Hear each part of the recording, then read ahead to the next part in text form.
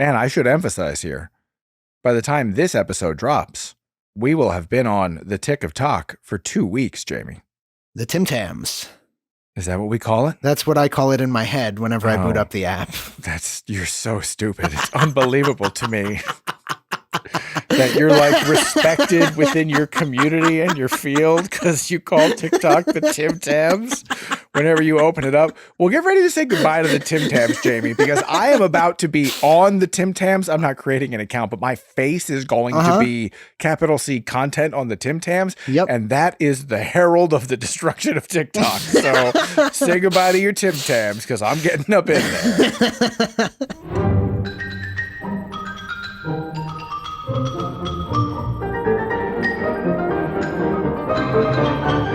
Welcome, everyone, to You're Gonna Need a Bigger Bottle. Welcome.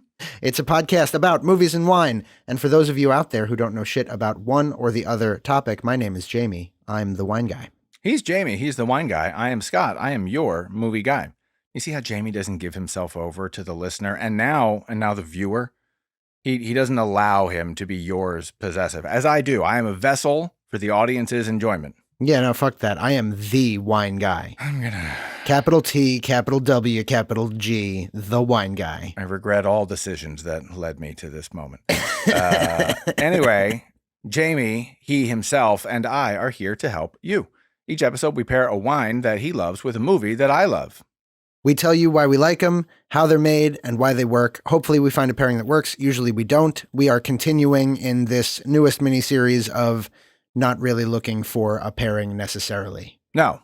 Well, you just didn't want to, and that's fine, because who cares? Because it's the fucking Oscars and we're drinking bubbles. Yeah, and it's like blank check. They're not really doing blank check filmmakers anymore. It's just the premise of the show to talk about filmographies. Right. And the premise of our show is to be mean to each other and for me to nitpick you and to you to say dumb things about Avatar and Lydia Tarr. I said smart things about Avatar and the correct things about Linda Tarr. No, everything you just said is wrong. But today we do continue our 4-part ongoing miniseries on the Best Picture nominees of the 95th Annual Academy Awards. Today we are discussing 3 of the nominees, all of them concerned with war to varying degrees. We're going to war. Some of them are concerned about it. Some of them are maybe in favor of it. Yeah. Yeah. Don't act like Top Gun's not a pro-war movie. Don't you dare. Don't you dare, Scott. All war movies are pro-war movies, okay? I guess, fair. Yes. We'll get into it when we talk very briefly or not at all about All Quiet on the Western Front. But we are discussing All Quiet on the Western Front, Top Gun Maverick, and the Banshees of Inisherin. Jamie, going along with those 3 war-ish movies, what are we drinking today? Well, as has become custom for us over the 3 Oscars seasons that we've covered, we are drinking bubbles because I like to celebrate. And I also like an excuse to drink bubbles. So this is Filipa Pato. I'll show it to the screen here, the little vidya, since we're doing that. We're doing video now. We both got a bottle of Filipa Pato 3B Rosé. This is Bairrada Sparkling Wine, Method Traditional from Portugal. It is available at chambersstreetwines.com for $18.99 plus shipping and tax. But that was not SponCon, right? This is not a SponCon Chamber Street Wine miniseries. No, I like Chamber Street Wine, and their customer service there is very excellent. Jamie, it's not SponCon. You call up your friends at Chamber Street and retroactively ask for a sponsorship credit or something.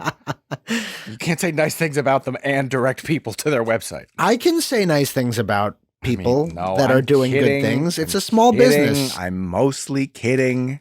And they stock good wine. Should we drink some of this good wine here? Yeah, let's pop it. Let's do it. So this is a traditional champagne cork, but this is not champagne. Correct. Champagne has to come from France. This comes to us from Portugal. This is rosé. This is our second sparkling rosé this miniseries. Is it? You described that red sugary sweet one as a rosé. Oh yeah. The Brichetto is rosé. I should Because you're right. rosé is just color. That's all rosé is. It's pink. It's just pink. All right. Getting ready. He's getting nervous with these guys.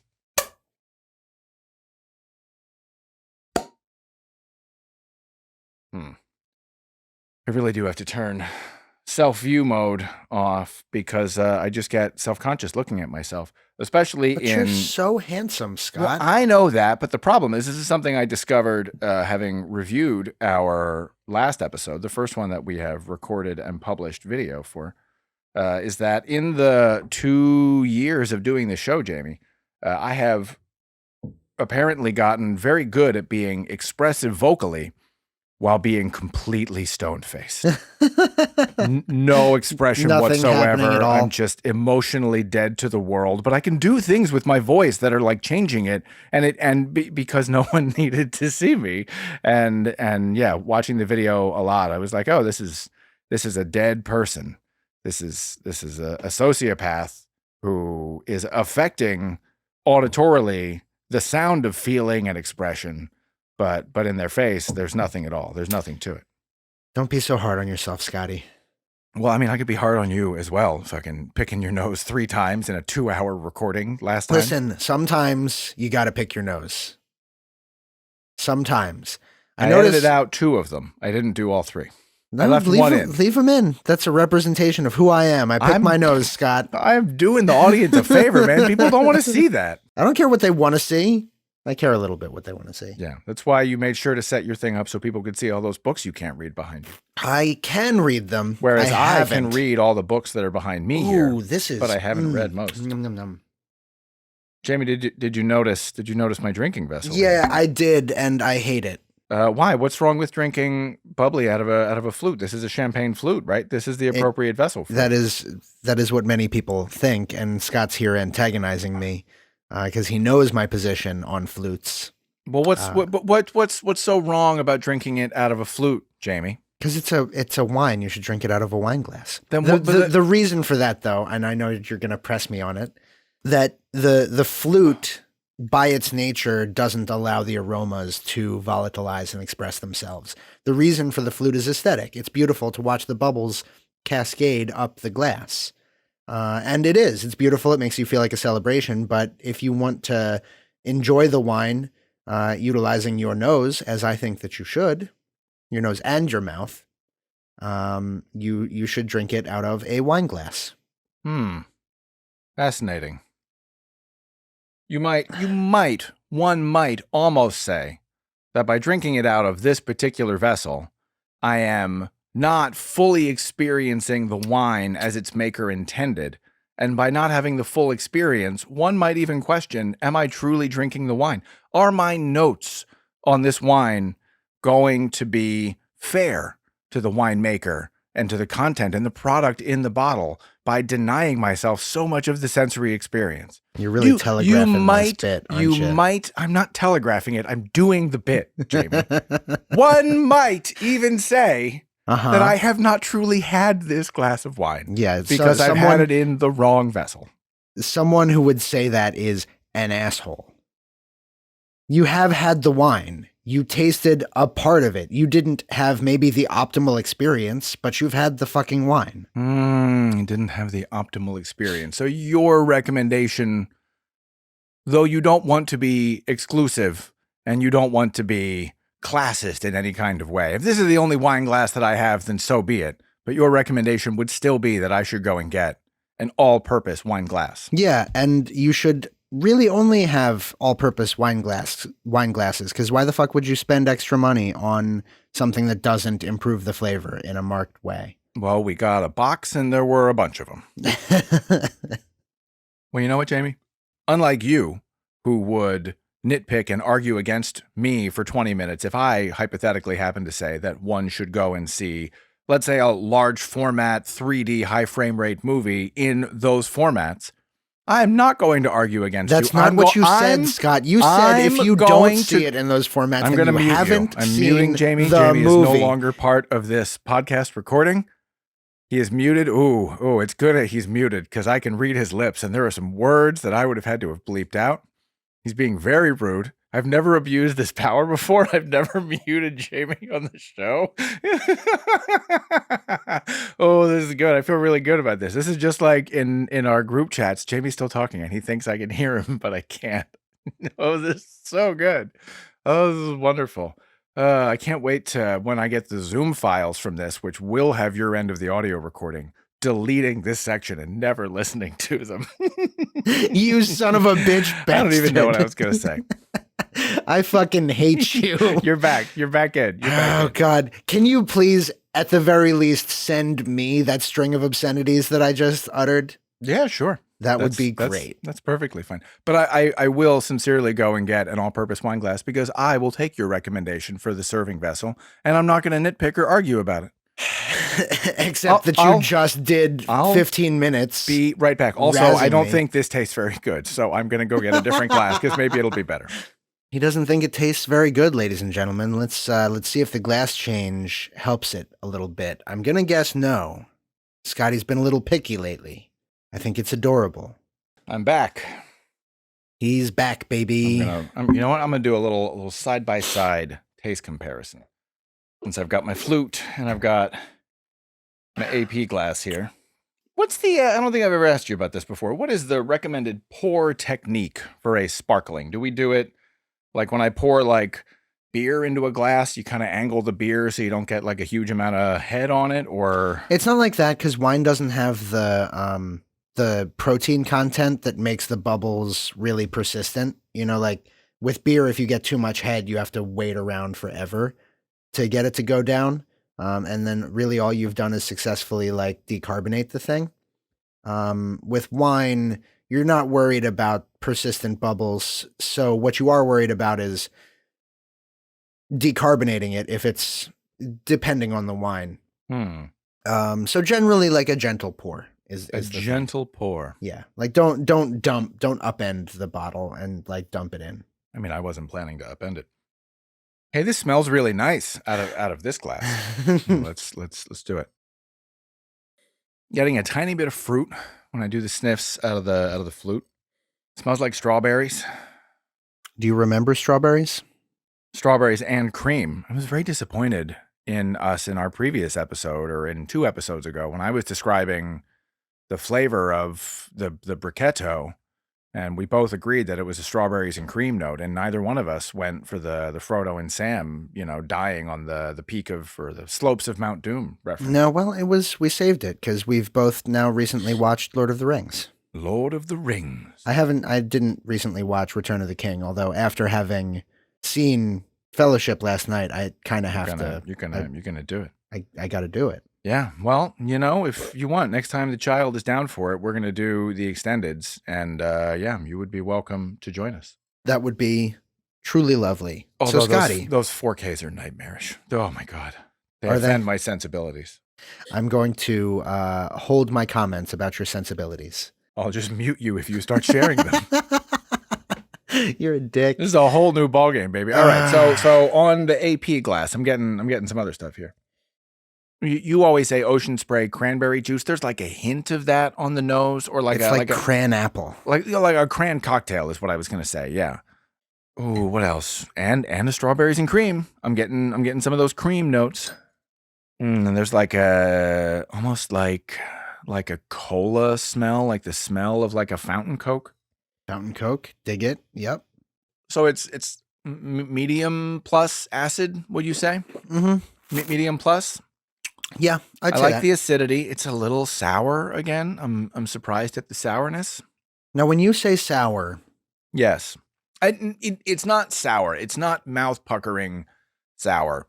It's like something to the left of sour. I don't know how to because it's not sour, but it's I don't know, the flavor of sour minus the mouth drying puckering thing. Because sour is as much a textural thing as it is a flavor thing. So you're thinking about the flavor of something sour, but what sour? Like sour fruit, sour cream, sour beer, sour. Maybe sour beer. Maybe a sour. Okay. Yeah. I think that's the closest. Thank you for helping me get there. There's a little bit, is there a tannic or an astringent quality? There's a little bit of a Maybe a mouth little drying bit, yeah. thing going on. It smells wonderful, but I'm not getting any of the fruit on the palate. The nose getting fruit, no fruit on palate. It's certainly a lot less fruity on the palate. That like leesy, bitter, back of the tongue thing is definitely present here. Yeah. I think you're right. There's a little bit of not necessarily tannin, but like phenolics that give you that yes. Like bitter kind of situation. The phenolic compounds. Jamie, quickly on the spot. 3, 2, 1, go. Prepping for your test. Name all the phenolic compounds alphabetically. I cannot do that. Well, I'm sorry, my friend. We're going to have to take back that pin. You don't get that pin no more. They can't take back the one that I've already earned. Are you going to wear it when you go to take the master's exam? Yeah, it's actually a requirement. Then somebody could take it from you. Don't say they can't. They could do it. I suppose that's true, yes. They're not going to, though. I've earned it. The color is beautiful. Love the color. Love the smell. Yeah, it's this gorgeous rose like color. Yeah, I believe they pronounce it rosé, Jamie. God damn it, Scott. Just saying. Yeah, I don't know. What do you like about it? Because I'm not getting much that's likable. I like that on the nose. There's that fruitiness. I think a thing that you're not, or that I'm keying into on the palate, isn't necessarily fruit, but it tastes like candy. Like a thing on the nose that I get is like watermelon Jolly Rancher, and I think that translates to the palate sugar. Also. Like no sugar. Yeah, there's no sugar. No, I'm just the flavor of it, and I find that to be pleasant. The bitterness I'm not really worried about because I just keep taking sips and enjoying the next and enjoying the next. This isn't like crazy complex, think about it type wine. This is $19. It's on this is, easy, drink something in the afternoon kind of wine. We're not trying to write a whole book about it, although certainly a book could be written about the region it's from. Compare this. How would we compare this to the previous two? So obviously rosé, very similar in color to the Brichetto. But like opposite end of the spectrum on the sweetness. For sure. I would love a middle ground between this and the Brichetto, something that's not like a bag full of like rock candy sugar shoved in my mouth, but also not quite so dry. Not so dry. Would we call this a brut? Is this brut or extra brut? Does it say this that? Is brut. 3B is one of the B's for brut. It actually isn't. Rosé extra brut. Yeah, but it's brut. It's dry. There are a lot of huge differences between the Brichetto and this wine. The Brichetto is made in what's called the Charmat method, where they carbonate it in a pressurized tank. This is done in the traditional method, where the bubbles are from a secondary fermentation, and then they disgorge the wine, which we described in detail last time. This is a totally dry expression. And the Brichetto, the fermentation is stopped at about 6% alcohol. This is 11.5. It's a full wine, even if it's on the lowish end of the alcohol spectrum. That's another thing that I like about it. It doesn't feel alcoholic, really.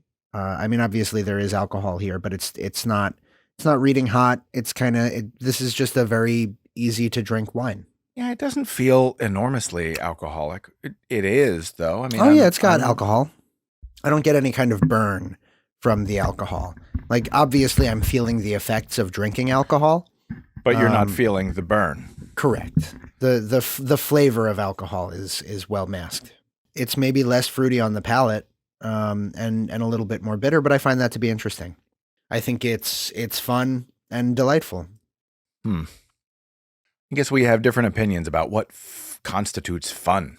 I've said it before, and I like watching or being here to see your palate, change and evolve, and the things that you pick up on and the things that you don't.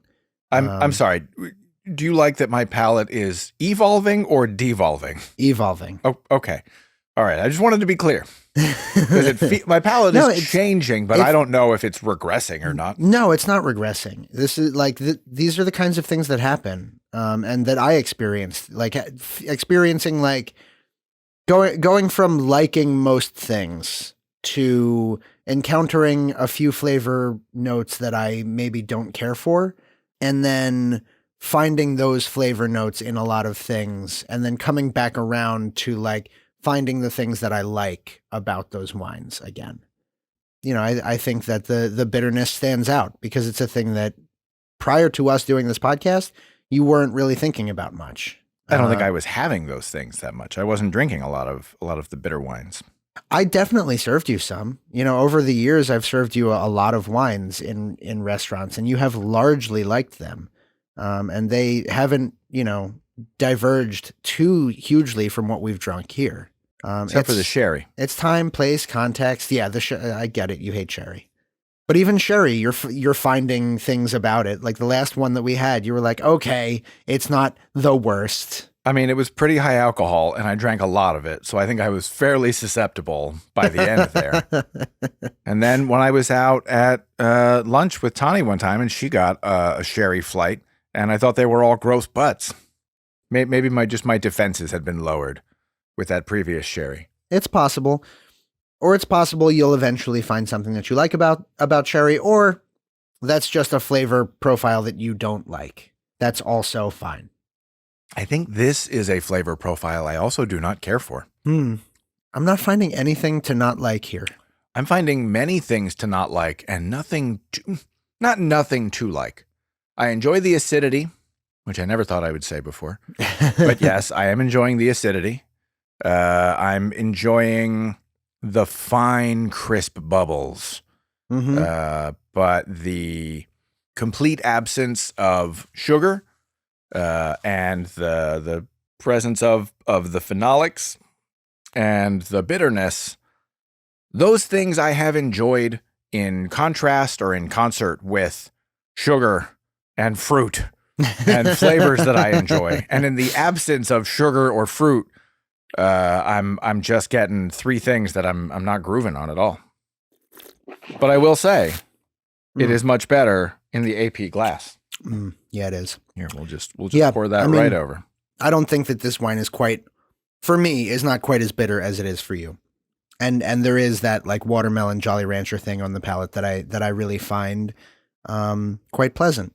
But a signature component of the flavor profile of a watermelon Jolly Rancher is watermelon. Is sugar. No, it's sure. Yes. Yes. Thank you. We've been over this so many times. So many times, Scott. There are flavor notes that you have to divorce from the flavor of sugar.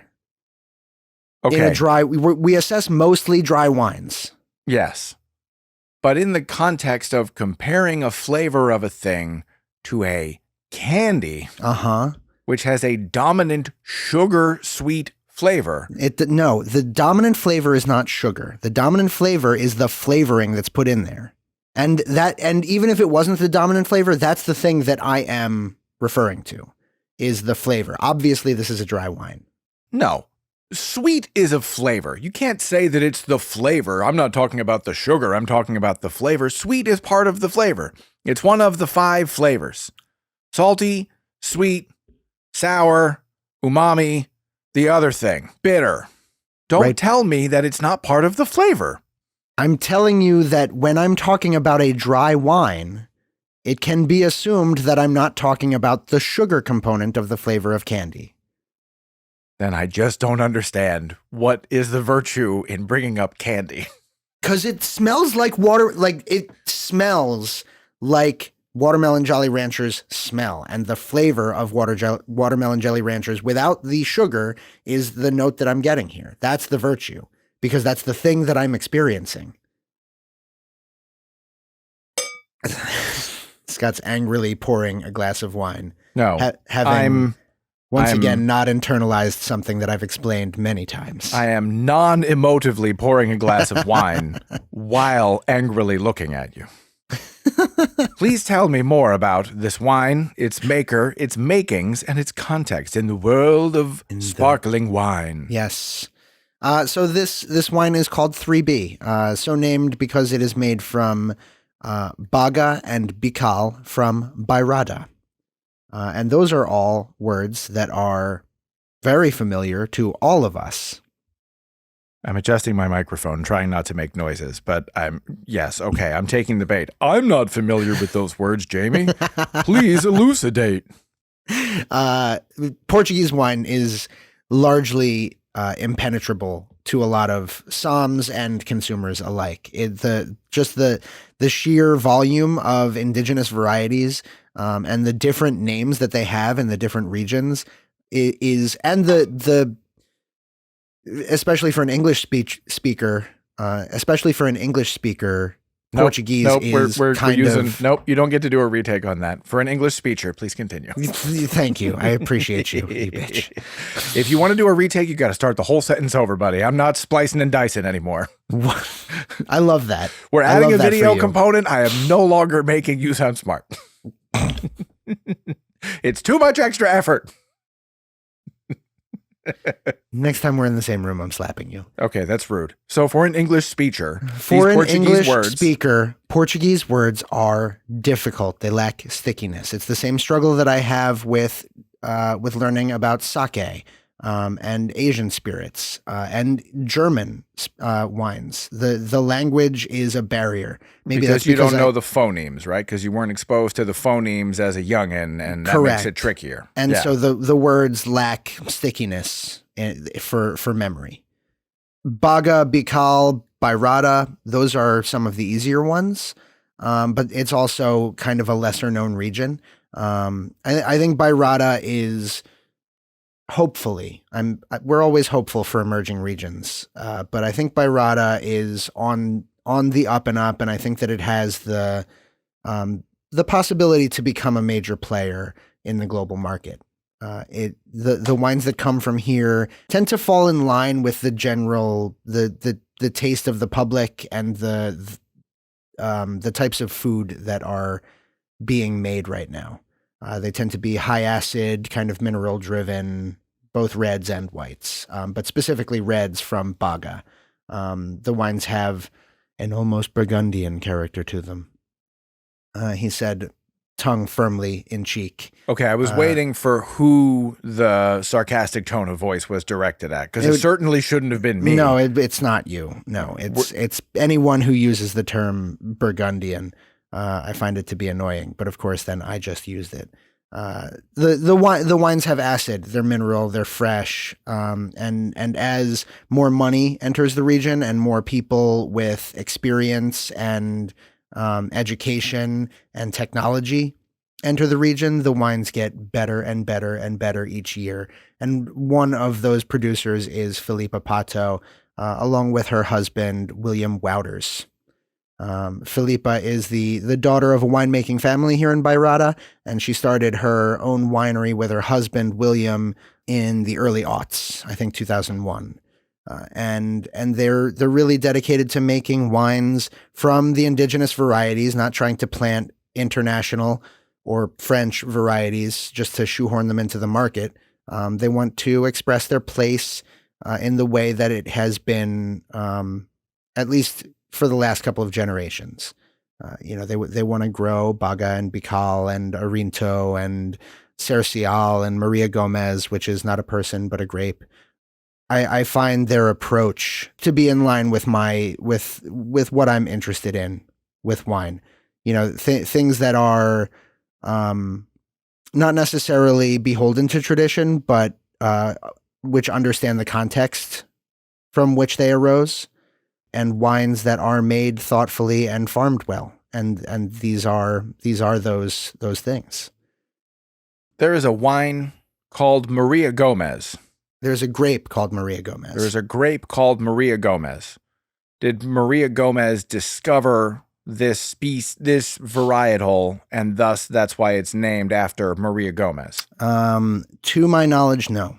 Is this just like a happenstance where in the language of the country where this varietal was bred, Maria Gomez happens to mean like jolly white grape or something? It's one of those things that kind of nobody knows, and there are folk stories about, but there's a grape called Pedro Jimenez. Actually, there are a number of grapes called Pedro Jimenez, and depending on whether you spell it with an X, a J, or a G, it is from a different place and possibly an entirely different grape, because grape naming is weird.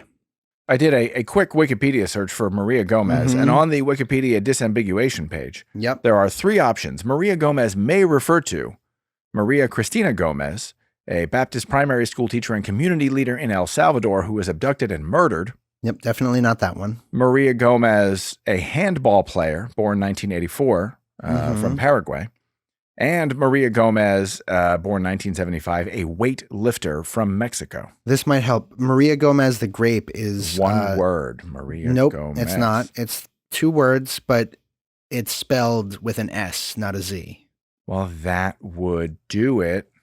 You can also add grape to your search term, and that'll help. Thank you. It had never occurred to me. I was about to search Maria Gomez grape, but then you corrected me on the spelling, grape. Fernão Pires is a white Portuguese wine grape grown throughout Portugal, especially in the Tejo and Birrada, where it is also known as Maria Gomez. Yep. It is also known under the synonyms Camarate, Fernán Pires, Fernán Pires, Fernão Pirão. I may be reading these words correctly. Fernão Pires de Becco, Gaero, again spelled with an extra I somewhere, Maria Gomez, and Molinha. This is what I'm talking about. Hang on, according to Wikipedia, Jamie, that the species of Maria Gomez is grape. Vitis vinifera is the species. Also that. Yep. Also known as the common grape. Well, we all learned something today. You did not learn anything, and for me to describe this as learning, I will have to retain the information, and I will not. I'm going to ask you about it next time. Which is about to say, Maria Gomez? Absolutely will not be asking you about Maria Gomez next time. I'm going to remember that she was a Paraguayan Mexican handball player who was murdered. In the 70s, right? Right. But that's 3 different people. Great. Scotty don't like it. I just don't. I don't know. There's nothing likable about it. And several things unlikable. Jamie's just putting it back like it's fucking the water of life over here. It's fucking yummy, all right? I think it's yummy. And we can disagree because taste is subjective. Gonna fucking get that as a tattoo on your forehead. Taste is subjective. Now I'm actually gonna get that tattoo. Not on my your forehead? No, because forehead tramp stamp. That's bad. Jamie will get a tramp stamp. Taste is subjective. I just thought of a worse place for that tattoo, but I'm gonna keep that to myself. They'd have to use very small print. So yeah, that's kind of what I have to say about this wine. I really like it. I've worked with Filipa Pato's wines a bunch. I used to pour the white 3B by the glass at Southwark, and I think I might be doing that again. The rosé is the one of her wines that I'm, the least familiar with, and I really love that we're able to get wines of this quality at this price point. I think it's good. We complain about price a lot on this show, and much of that complaining is very, very valid, because wine is fucking expensive, and it's nice to get bottles that are less expensive. And this bottle is $34.99? No, this is $18.99. Oh. The next one is $34.99. Yeah, next week is $34.99. $18.99 is wonderful. For $18.99, I almost don't mind that there's no flavors in it that I enjoy. We'll get you something that you like the next time. So James, hopefully you like the next one. I think you will. Let us say hypothetically, one were, to the shock of themselves and many others, hosting an Oscar viewing party. Yes. Would this be a wine that we would serve? And do you think that other people would enjoy it? I do. Yeah. People. The general public. The Gen Pop. Gen Pop. Would Gen Pop enjoy it? Yes, I do. I do believe that they would. I think that this is a wine that we are pulling apart, because there are a lot of things that I find interesting about it. The winemaker, the place that it comes from, all of that stuff. and maybe the particularities of the region and of the winemaker might be better expressed or talked about from one of their more expensive cuvées. I wanted to go with this one, to be a little bit more accessible because some of the other wines this season have been on the more expensive side. But also because at an Oscar party, I want a bubbly wine that I don't necessarily have to like dive all the way into and think about a ton. This is just kind of a wine that you have in your glass and you have a conversation. It doesn't demand a ton of you. Scott's making stank face over there. I mean, it's demanding a little bit. It's asking me to meet it more than halfway by not offering me any sugar or fruit flavors. It's funny that now you want sugar. I want a little bit of sugar. A little bit of sugar and a little bit of fruit would go a long way towards making me able balance. I'm looking for balance, Jamie. Okay. I'm looking for balance. I get it. And there's no balance here. There's a little bit of bitterness and there's a lot of acid and there's a scotch of the phenolics. And I'm just saying you could balance all that out with a little bit of the more palatable flavors. You know what would be good with this wine? Sugar? Potato chips. Some potato chips and because some if I had like some sour cream and onion. Oh, I do make a dope sour cream and onion dip. Mm-hmm. All right, well, you know what? For this hypothetical Oscar party that someone might be hosting, I do have an extra bottle of this wine. And I do make a world-class sour cream and onion dip. I don't think I've ever had your sour cream and onion dip. Well, then, my friend, no, that is patently untrue. If you have attended a party at my house, you have, and any of my homes, you have had my sour cream and onion dip. And people are always mystified by it, and it is the easiest fucking thing in the world. I don't know why I'm not I don't have any specific memory of probably this because you just drink a lot at parties, and that impedes your memory. Or maybe it's just completely unremarkable, Scott. I'm sorry. You're a very good cook. I've had your other food. You make good food. I trust that you make a good sour cream and onion dip. As I was telling you how many times people have remarked upon this dip. It is, in fact, remarkable and also remarkable in its simplicity. You take an onion. Yes. You chop it. Now, red onion, yellow onion, white onion, sweet onion? Yellow or white. I prefer like a yellow or a sweet onion. Yellow, sweet onion, yeah. Also, the white leafies or the white portions of a scallion. Like a whole head of scallions and like a medium-sized yellow or sweet onion. I'm in your corner so far. It's very simple. You chop them. Uh-huh. You saute them in, I prefer olive oil. Butter would also be very nice, but there's so much, fat from the dairy and the sour cream that You don't necessarily need butter, although we love butter on this podcast. Saute them just shy of browning. Mm-hmm. Just like translucent? Yes. Get them out of the pan, let them cool in the refrigerator, put that, some cracks of black pepper, a little bit of salt, and maybe some other seasonings to your taste, with the chopped green leafy portions of the scallion into a bowl, and then add 1 entire quart of full fat sour cream. Yep. And then you mix that together, maybe salt and pepper to taste. And that is it. And people always remark upon it, and it is the easiest goddamn. The only way it would be easier is if I used the McCormick sour cream and onion dip seasoning packet, which is just salt and onion that salt. Would not be as delicious. No, and you wouldn't have the beautiful green of the grunion choppings. Yeah. So anyway, that sounds perfect, and it sounds like I would like to have that with some kettle-cooked potato chips and this wine. All right, Jamie, this is something we haven't gotten into on the show, but since we are food adjacent in our subject matter on the show, gun to your head, preferred potato chip flavor. No equivocating, no tie, no I can't choose. What's the potato chip flavor? I have an easy one. It's the one that I always go for, and it's a very divisive one. It's salt and vinegar, baby. Salt and vinegar is high up there. That's my number one. That's the one that I purchase and eat the most frequently. Salt and vinegar is great with a fine sour cream and onion dip. Because yeah. again, you get a little bit of a counterpoint to all the burn and the bitter of the vinegar. Not the bitter, the vinegariness, the acid. It's acid, right? The vinegar is acidic. They do powdered vinegar, and they toss it on the chips. That one's pretty high up there. I'm more of a purist. I like a kettle chip sea salt.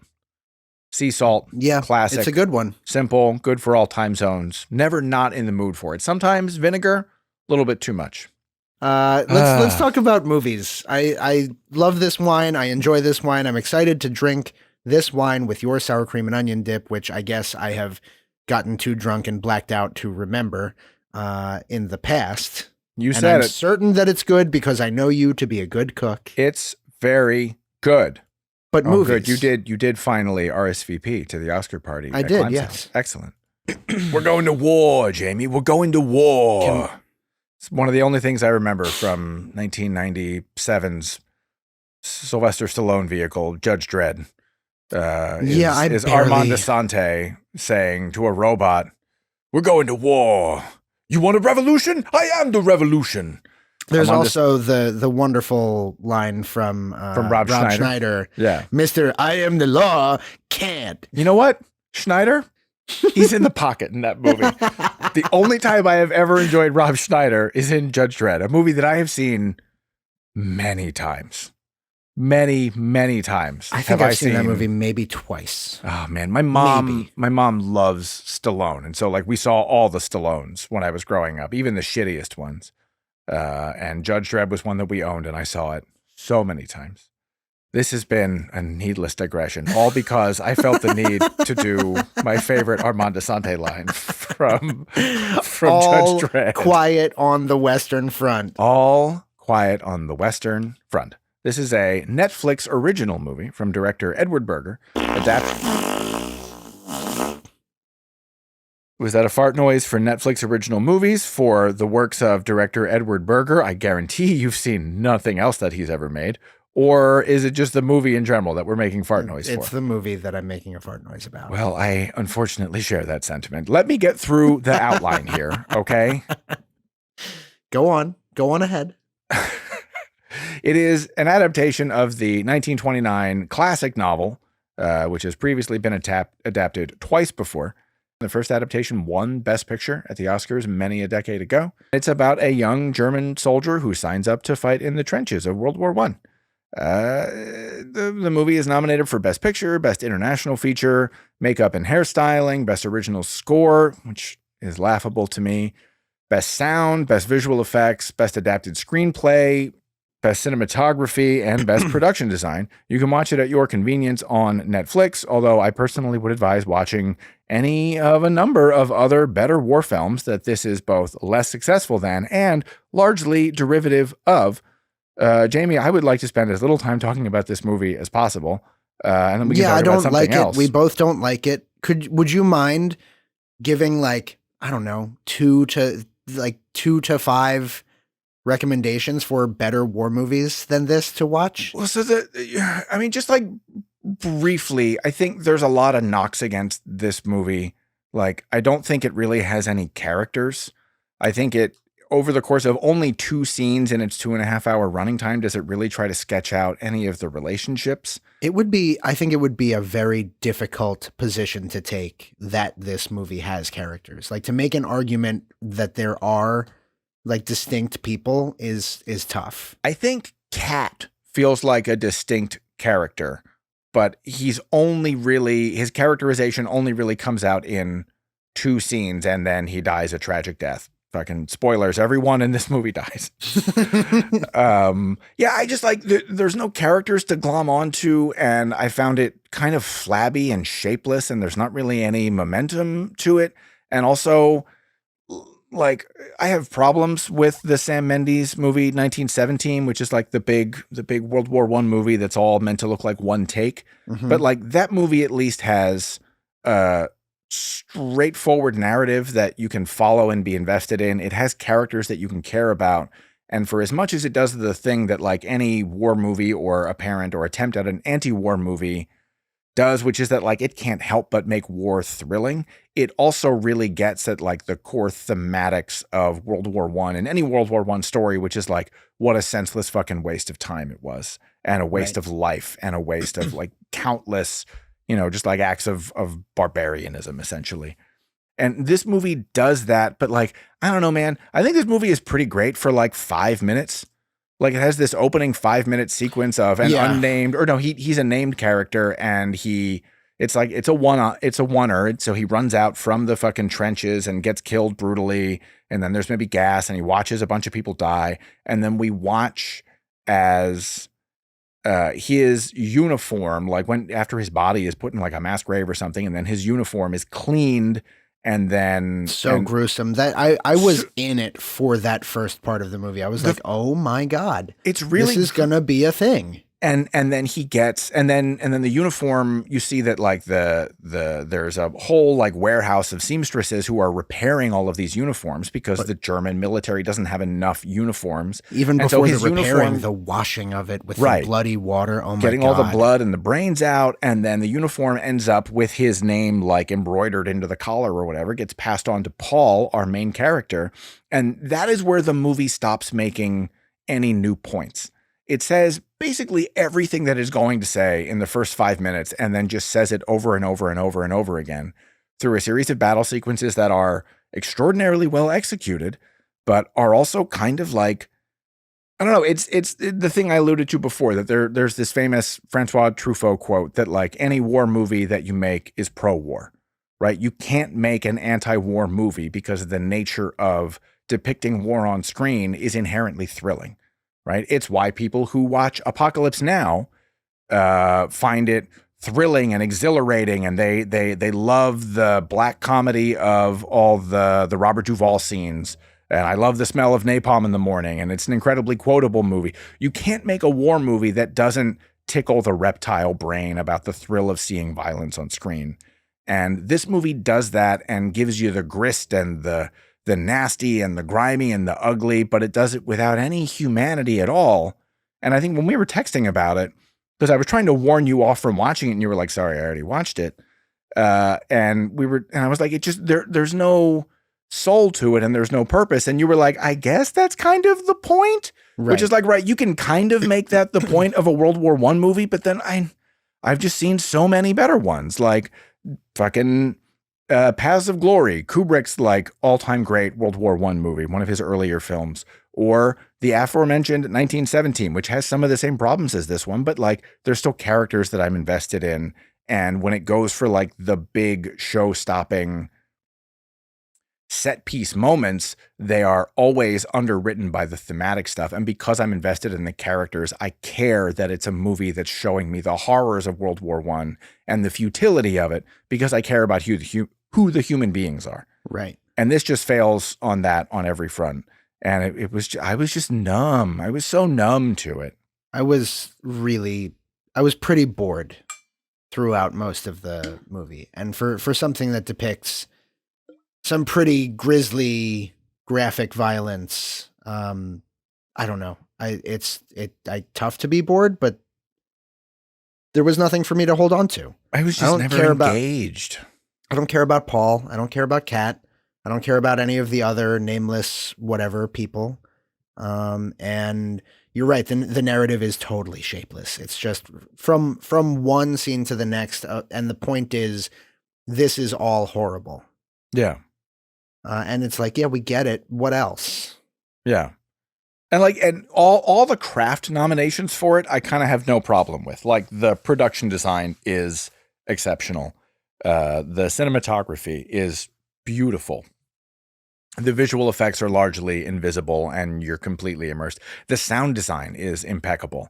And the makeup and hairstyling, like it's super gnarly and gruesome, and you believe the dirt and the blood and the grue and the but yeah, so I have not seen the previous, the American version of All Quiet on the Western Front that won Best Picture many a decade ago. This is the first time that a German film has been mounted from that novel. And I've never read the book. I guess it was assigned in high school, but I don't know if That It was just wasn't when for I was me. not doing the assigned reading, or if it just wasn't for our district. But so I can't make those comparisons, but I've heard a lot of critics and culture writers. Jamel Bowie, who writes for the New York Times, who is a great culture writer, did a terrific, very long letterboxed review on the movie, saying that like it basically misses all of the point of the novel, which is that the novel is about the alienation that war creates between people who have actually fought in the trenches versus the people who are living at home. And that there's this long section in the book where Paul and Kat and their buddies, they go back home, and all of the rest of the Germans are like super jingoistic and talking about the romance of war, and we've got to defeat them. And then him and all of his buds are like super deflated by it and can't relate to them, which is why they go back to the front. And this movie sidesteps all of that and instead has a completely uninteresting subplot where Daniel Bruhl from Inglourious Bastards, amongst many other things, is like part of the German delegation trying to negotiate for peace. And like that stuff is just all death on screen. It's not interesting. None of the characters are interesting at all. I don't get it. I don't get the love for it. I don't get all the nominations, except that like the Academy loves a big, extraordinarily well-made war movie. And this is super well-made. It just doesn't have a fucking point of view. I don't know why this movie had to get made, you know? I agree. So what did you want to talk about instead of all the things we just said about? Instead of all the things we just said, we should talk about the snubs. We should talk about, because there's a lot of interesting snub discourse this year. Talk to me, because I am deaf to the discourse. Well, so just going through it here. So this year, 10 nominees for Best Picture. Only one of those movies was directed by a woman. And there are no female directors nominated for Best Director. Not great. There are not a good look. We comparatively don't like it. Very few films directed by women that get made, especially in the American film industry, but still not great. Yeah. And that movie that is nominated for Best Picture is Sarah Polley's Women Talking. She is not nominated for Best Director. She is nominated for Best Adapted Screenplay. The Woman King, which is, did you see The Woman King? Did you watch it? No, I just watched it again the other night, and it fucking rips. And it's like exactly the kind of movie that the Oscars should go for. Like it's a big historical, like based on a true story, very like tried and true formula, like war epic about the Dahomey kingdom in Western Africa. And Viola Davis plays the leader of, she plays the general of their army and their King's Guard, who are all women fighters. And the battle scenes are great. It's from Gina Prince Bythewood is the director. And it got a bunch of like the precursor nominations. It got nominations at the BAFTAs and at the Screen Actors Guild and a bunch of the major critics groups. It was one of the, was it National Board of Review or one of the others? It did so well in all the precursors leading up to the Oscars. And then it got shut out entirely. Not a single nomination for this movie. And not to say that like that it was by getting all the precursors that it feels like a guarantee that it should have, or that those people should feel entitled to it. But it's just so weird. And I wonder what is the reason that this movie that has an almost entirely black cast and black folks behind the camera didn't get any nominations from the fucking Academy. Jordan Peele's Nope, same deal. Got a ton of the precursor awards or nominations from the critics groups and from the BAFTAs and all the others. Nothing. Not even anything in cinematography for like the next level cinematography for Nope, where they like invented a double camera system so that they could shoot IMAX film and infrared for the nighttime scenes. Mm-hmm. So they're shooting like IMAX film or like IMAX, like 65 digital, and then also infrared so that it would pick up all the additional like detail in low light photography and then blending those two together. That's the kind of like brilliant technical shit that the cinematography branch loves to reward. Doesn't happen with Nope. I wonder what the correlation is there. There were no black actors nominated in the lead acting categories.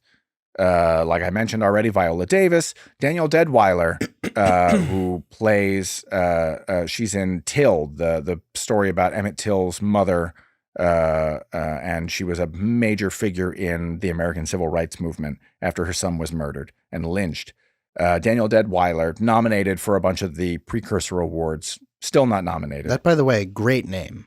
Danielle Deadwyler. Terrific name. One of the other like weird things, which is not a snub, but so Andrea Riseborough, who is a phenomenal actress, kind of a chameleon. You could almost like watch 5 Andrea Riseborough movies and not know that it's the same woman every time. She is nominated in the lead actress category, and her campaign for it is so controversial that the Academy briefly responded by saying there was going to be an investigation into her nomination, and that the implication being that like maybe she would be unnominated because she worked her social circle.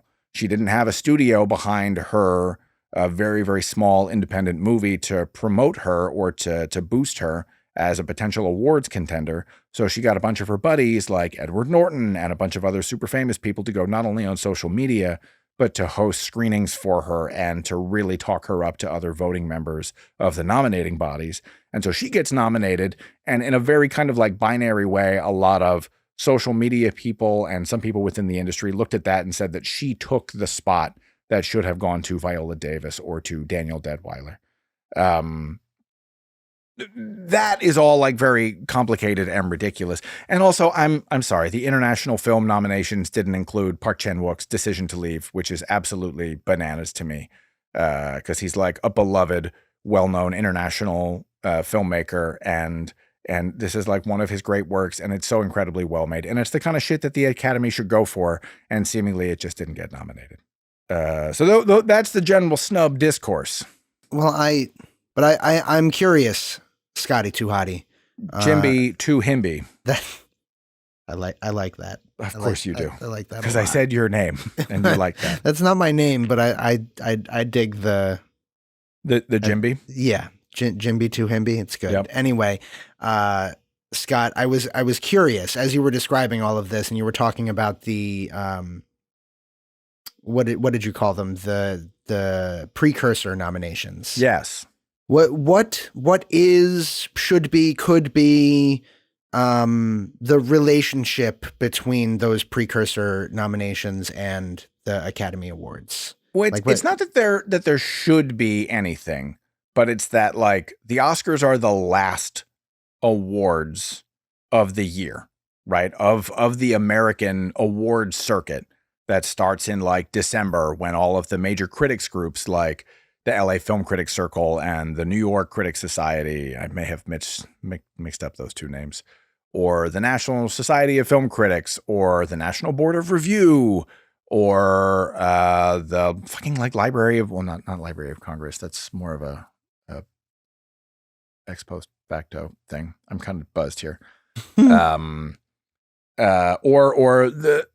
starts with the critics groups, and then you get your Golden Globe nominations and your Screen Actors Guild nominations and your BAFTAs, the British Academy of Film and Television. And all of these awards in Hollywood and in the American film industry are viewed as precursors, right? Because they build momentum for films and for filmmakers and for actors and for technical branches.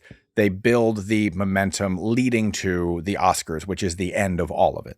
So the relationship is simply that they come before, and if somebody if somebody gets nominated for a Golden Globe, which amazingly happened again this year. I thought they were all gone, but the Golden Globes are back. But like if you get nominated or win the Golden Globe, like if you get nominated, that increases the odds makers betting that you will also get nominated for an Oscar. And if you win, it increases your chances, so they say, like statistically based on historical precedent, that it increases your chances of possibly winning.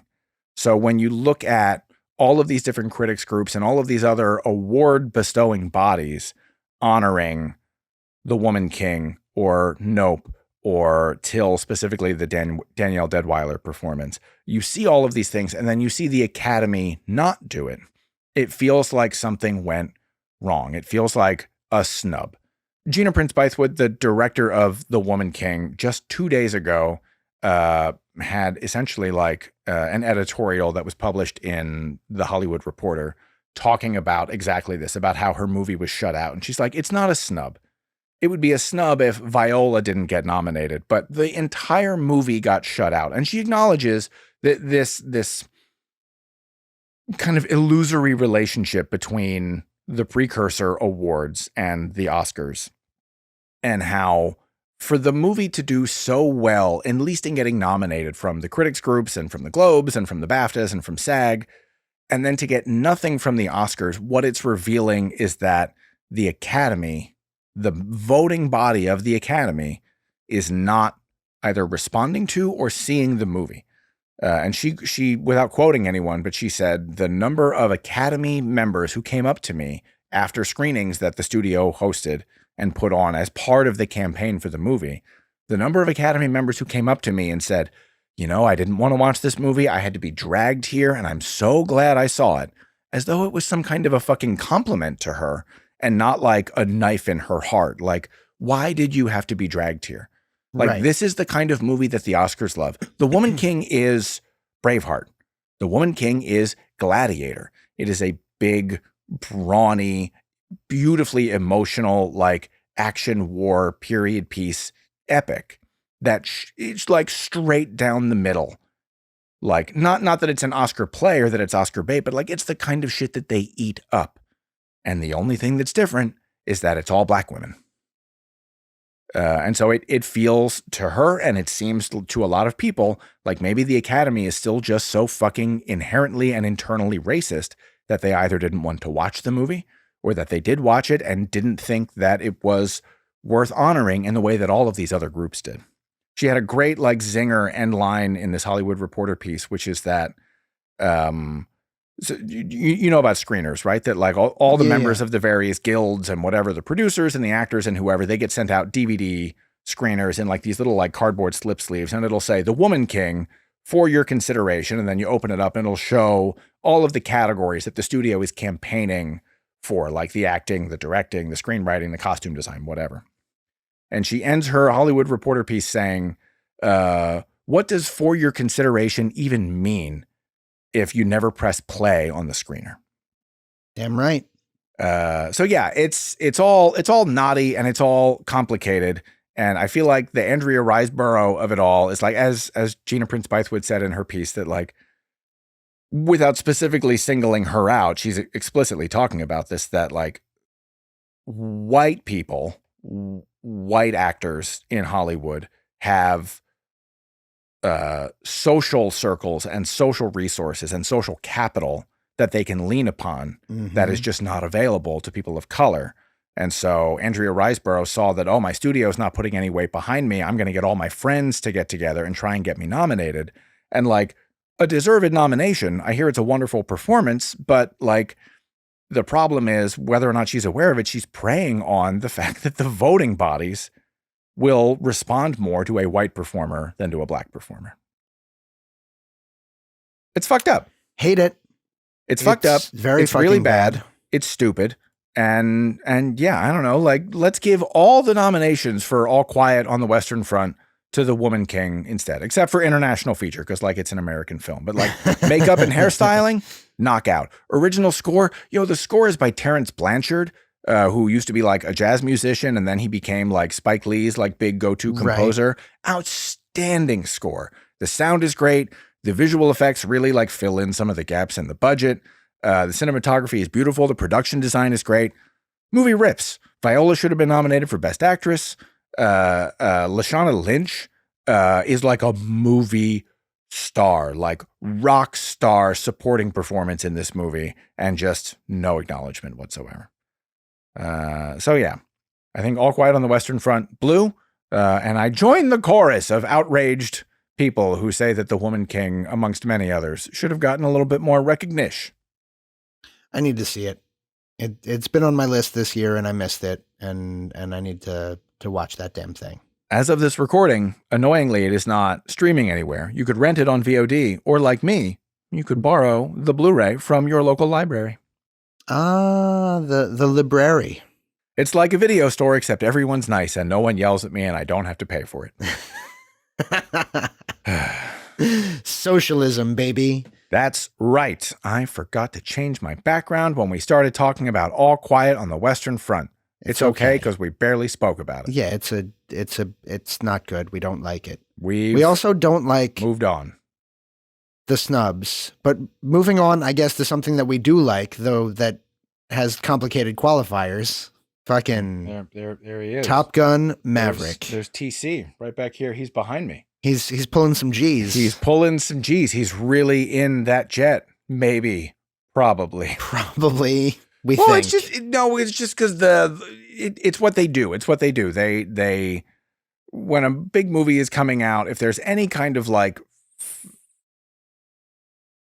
Tom Cruise movies are a great example, but the first time I really remembered noticing this was with The Force Awakens, and J.J. Abrams was just like jacking off the fans online by telling them that we're going to use real puppets and we're going to use real ships and we're going to film in real locations and it's all going to be practical, just like the old Star Wars movies, the way that you remember.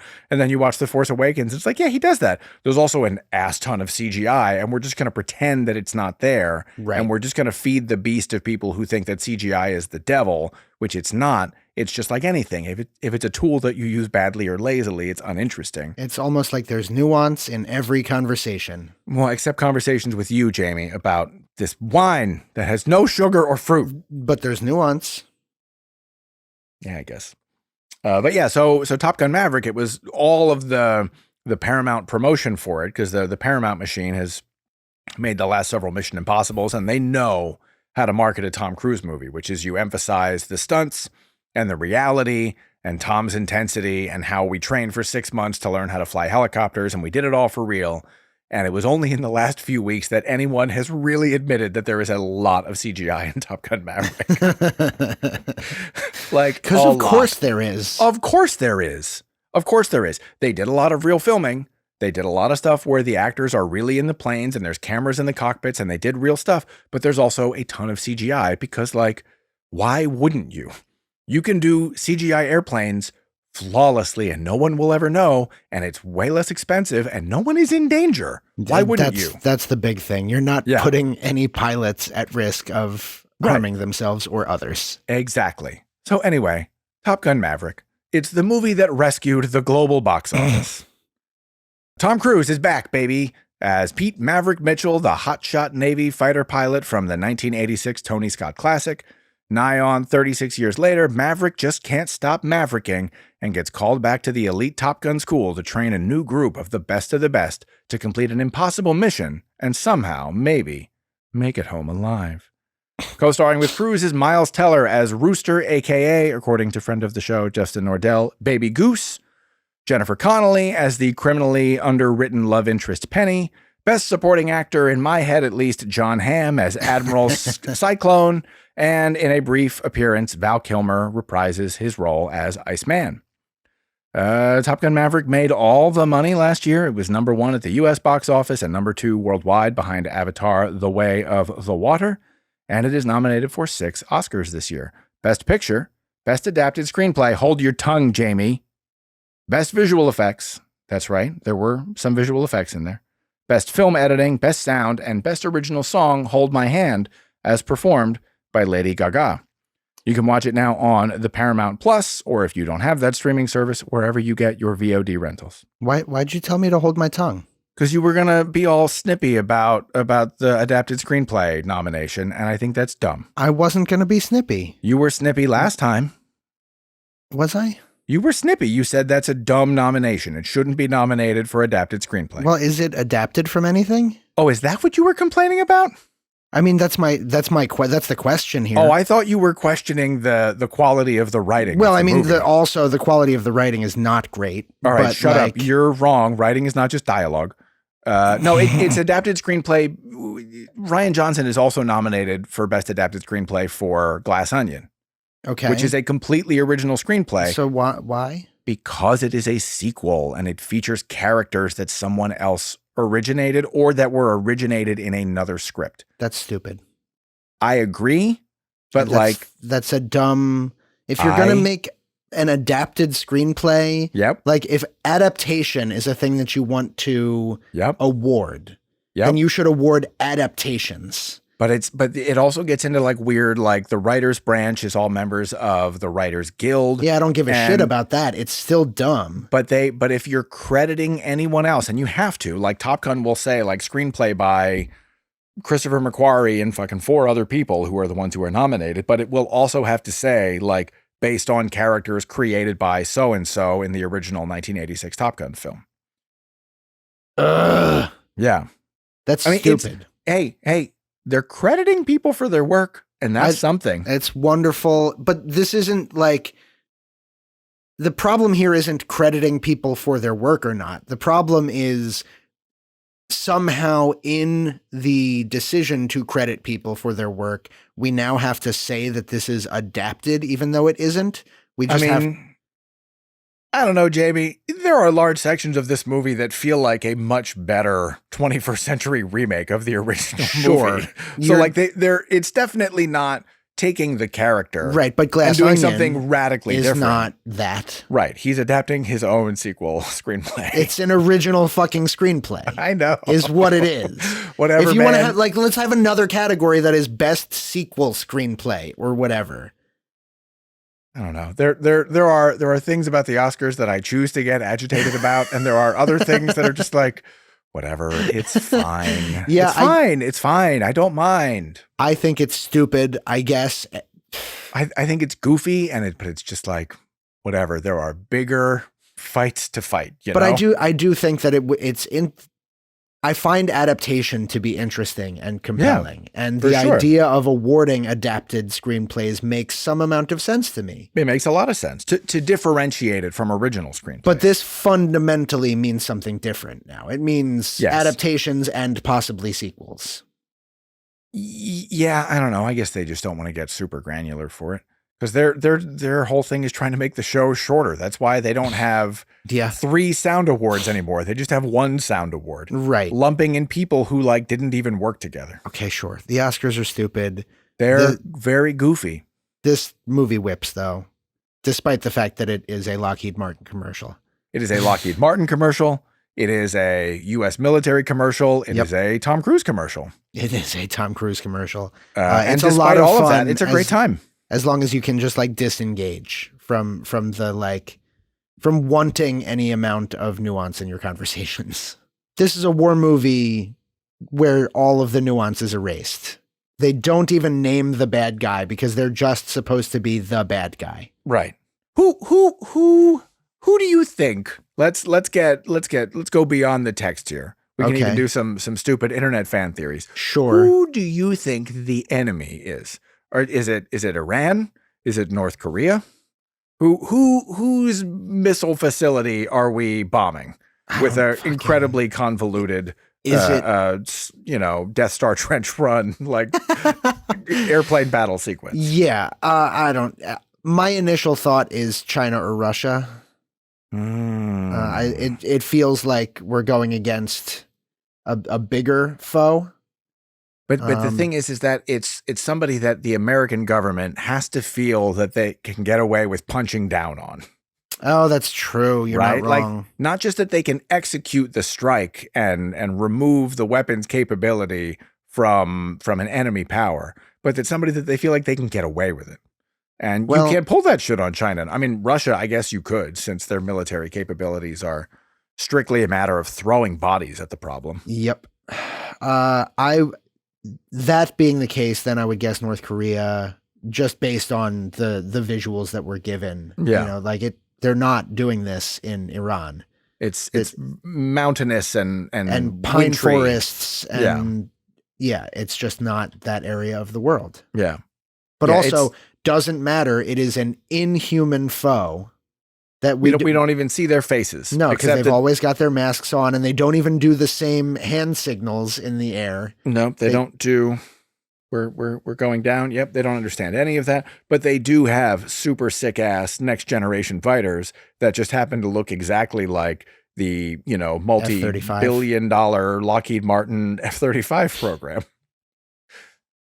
Let's date stamp this episode. Did you know that the recent Chinese spy balloon that flew over the continental U.S.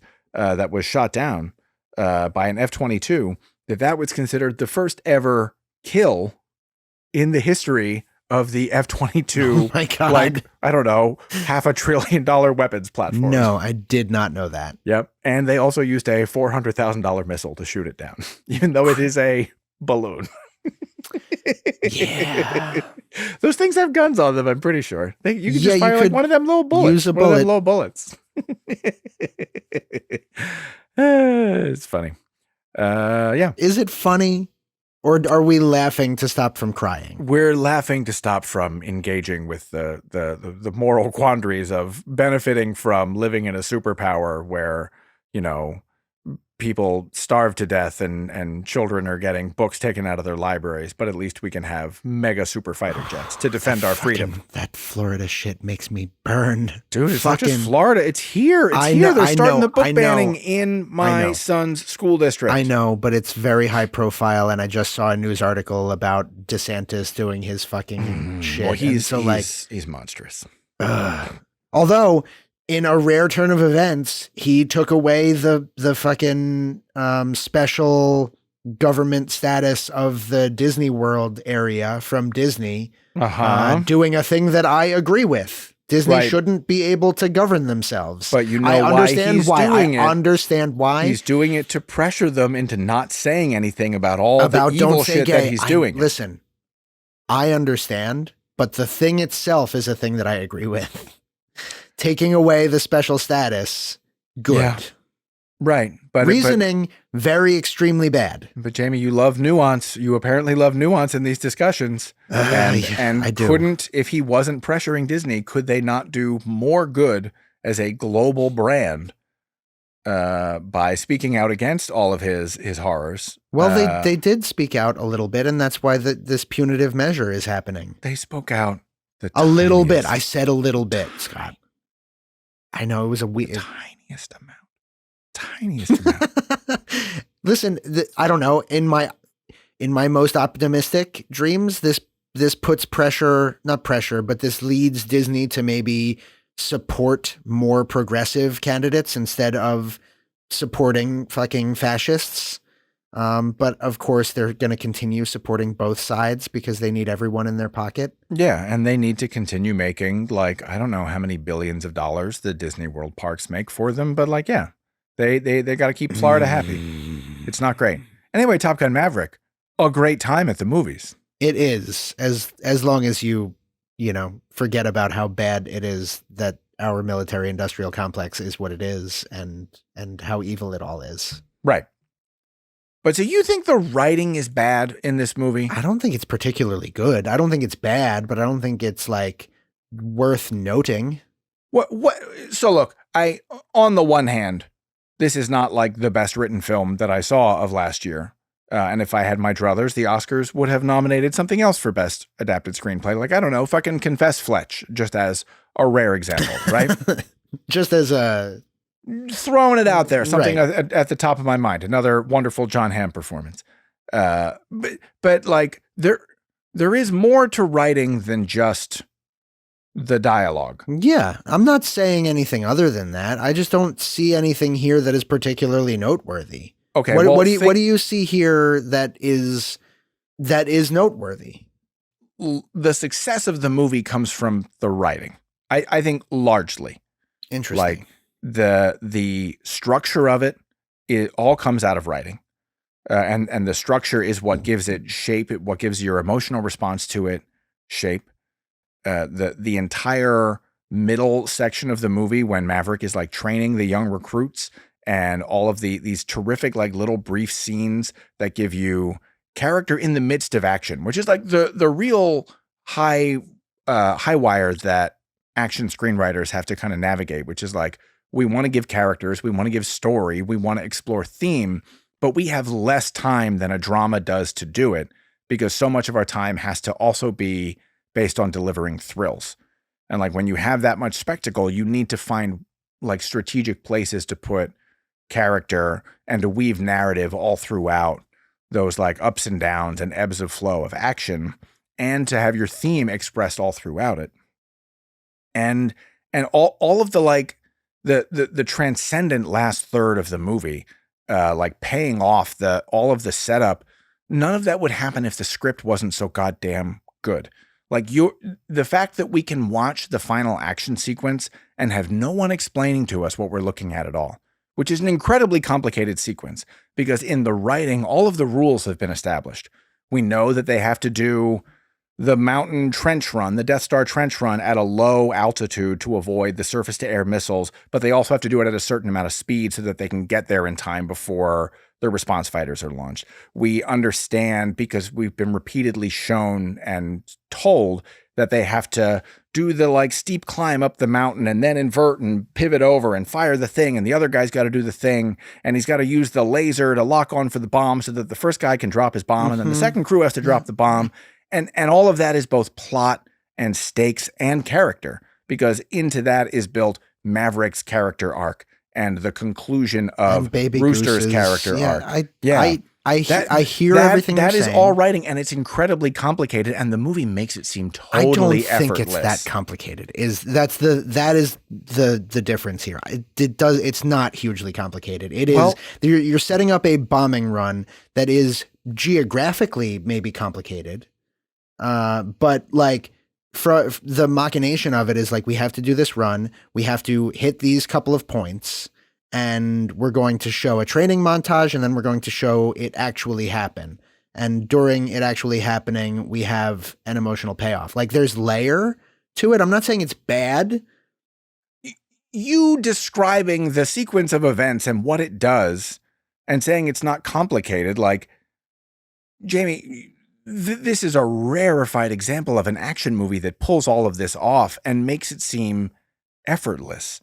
Like it is complicated. Is it thematically nuanced or literary, or is it super emotionally complex? No, but screenwriting is not just about its literary qualities. It's also about structure, and it's about landing beats and making sure that you're balancing the needs of all the things that your story has to do. And this movie does it all flawlessly. Like it's an extremely complicated thing to make sure that multiple character arcs come to a peak, if not a conclusion and a resolution, during a very elaborate and complicated, in terms of the staging, filming, and editing, action sequence, and have all of those beats land and play in a satisfying way that is very emotional and also viscerally thrilling. That's complicated. That's fucking hard. There's a reason why this movie stands out in people's memories of like recent action films, because it's really goddamn hard to do, and it's not normally honored at the Oscars.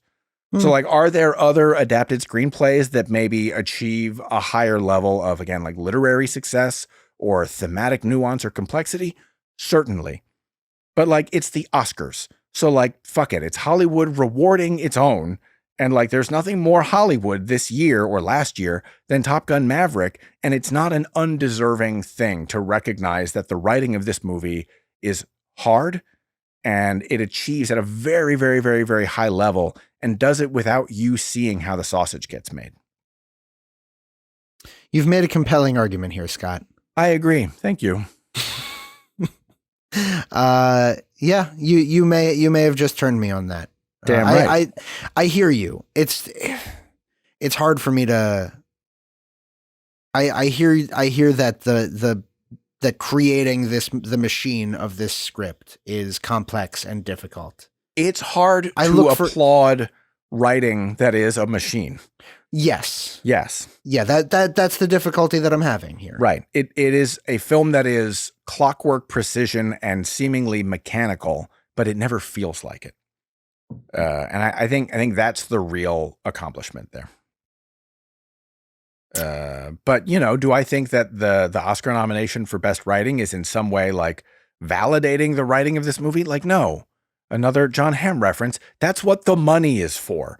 Like, Top Gun wasn't made. You never finished Mad Men. Jamie, you really got to go back and get into more Mad Men. I know. Because that reference just landed on you like a thud. Yeah, it didn't do anything for me.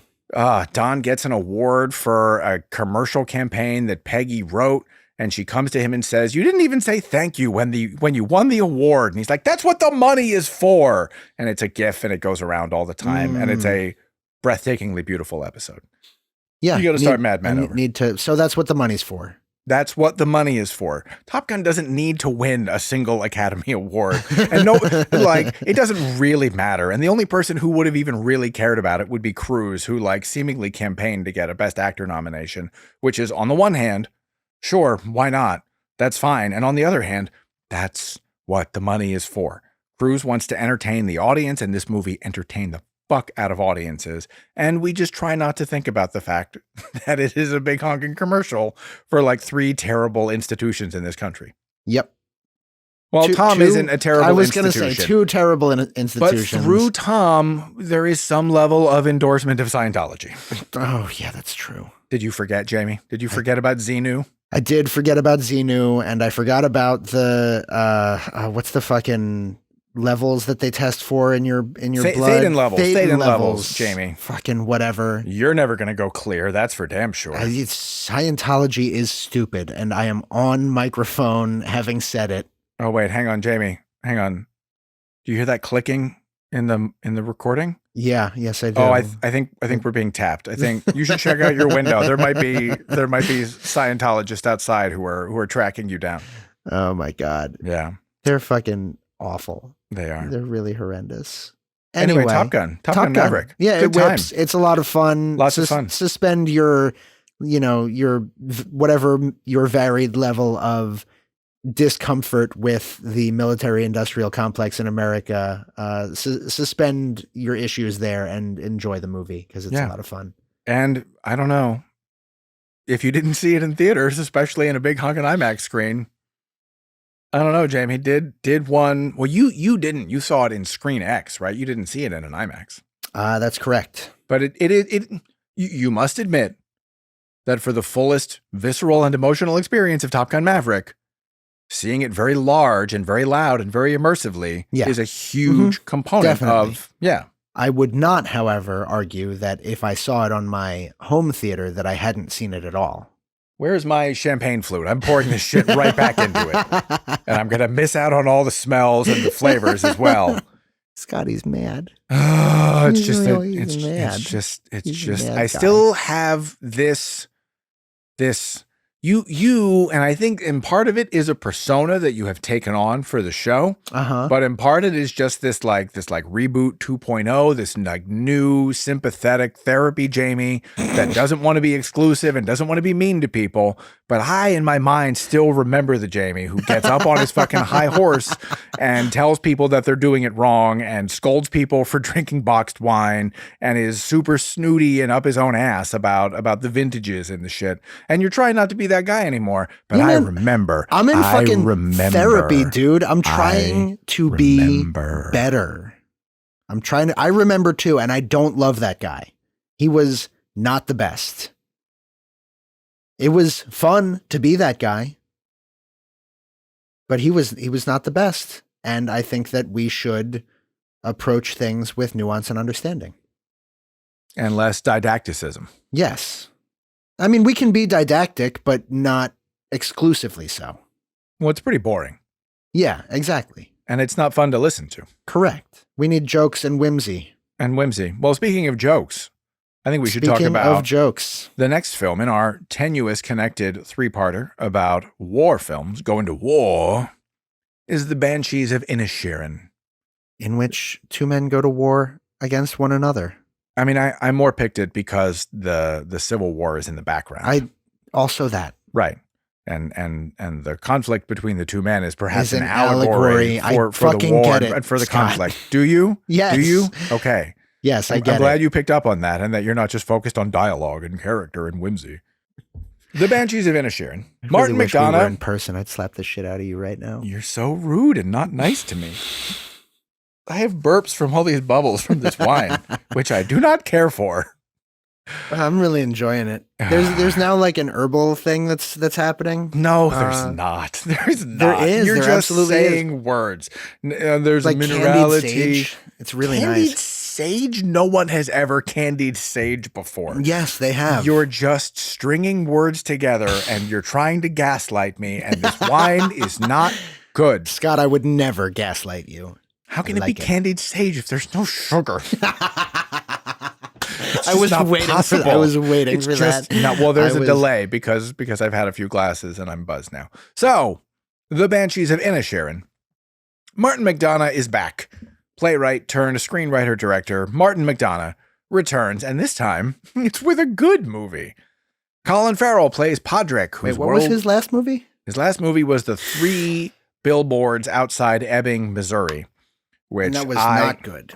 Well, I think it's garbage, and I have long suspected, and one day we'll put it in a miniseries just to put you on the wrong foot about things, because I suspect that you would quite like that movie, and I think it's trash. Okay, cool. Anyway, Colin Farrell. Colin plays- Farrell. Go on, Scott. We're gonna mute Jamie here again. You son There of a we bitch. go. That's so much better. And then I'm just dragging my little script here in front of the Zoom window so I can't see him. So he doesn't even know. He's just doing a whole thing. I'm probably going to pull the thing away from the screen and Jamie's going to be mooning the camera. And that will definitely go well on fucking TikTok. Colin Farrell plays Podrick, whose world is turned upside down when his best friend Colm, played by the wonderful Brendan Gleeson, decides to terminate their friendship with no warning.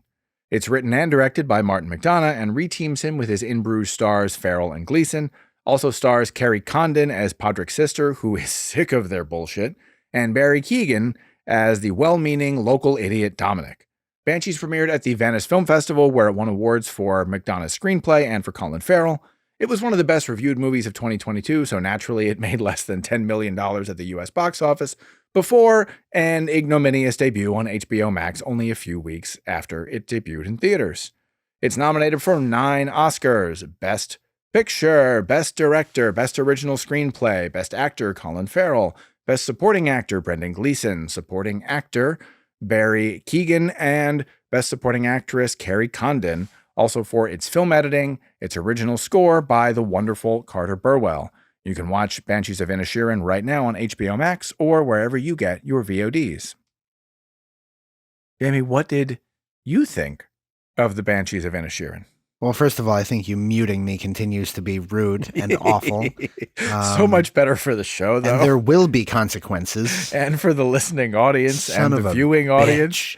So what did you think? What did you think I of the fucking Banshees? loved it. I loved it. It's it wonderful, was right? awesome. I really like it. Yes, it's hard because you're watching these people be horrible to one another, or I guess you're watching Colm be horrible to Podrick, who we see over the course of the movie is not that great himself. Yeah, he's a bit of a shit.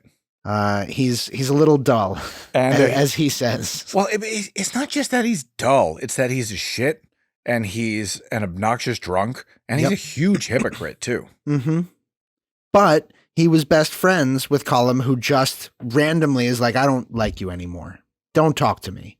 If you talk to me, I'm going to mutilate myself. I'm gonna cut my fingers off.